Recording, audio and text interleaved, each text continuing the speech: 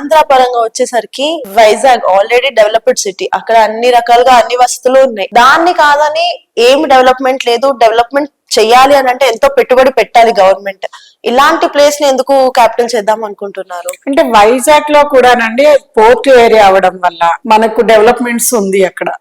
Port area వల్ల almost business extensions నడుస్తుంటాయి కాబట్టి దాని వల్ల డెవలప్మెంట్ ఉంది. రోడ్స్ అంటే రియల్ ఎస్టేట్ పరంగా మనం అమరావతి మీద వైజాగ్ ది బెస్ట్ అని చెప్పుకోవచ్చు. అక్కడ కూడా ఫ్లడ్స్ ఉన్నాయి కదా, సముద్రం వద్దు కదా, ఎక్స్పాన్షన్ అంత గ్రోత్ కారిడార్ లాగా ఇప్పుడు హైదరాబాద్ ఉందని ఎటు చూసినా ఇప్పుడు ప్రెసెంట్ స్టిల్ నో మనకు 45 to 50 కిలోమీటర్స్ వరకు ఆక్యుపై అయింది.